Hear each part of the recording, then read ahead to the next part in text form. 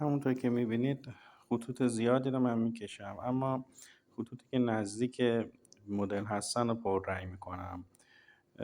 شما باید یه مقدار با آناتومی حیواناتی که طراحیشون سخته، مثل اسب یا حیوانات درنده مثل شیر، ببر، اینا رو آناتومیشون هم یه ذره مطالعه کنید، کار کنید، کتاب بخونید، عکساشو تو اینترنت سرچ کنید، آناتومی حیوانات، اسب مخصوصا، اینها رو کار کنید که بتونید توی این قسمت اسکیس راحت‌تر خطوط رو بکشید.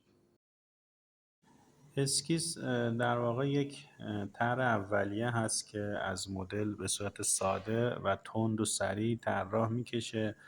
تو بحث معماری بسیار خوب این اسکیس استفاده میشه، اما تکنیکی که به خاطر جذابیتش توی حیوانات، فیگوراتیو، انسان و در واقع مناظر هم استفاده میشه.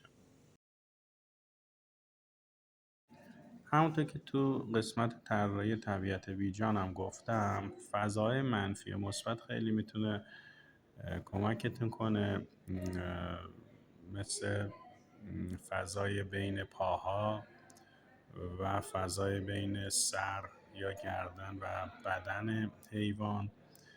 اینها فضای منفی هستن که باید در واقع بهش خیلی توجه ویژه بشه.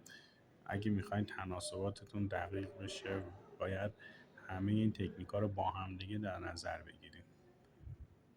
ببین الان فضای این دو بین دو تا پای در واقع این شترمرغ خیلی به کمکتون میاد برای طراحی. فضای بین گردن و در واقع بال شترمرغ خیلی مهمه.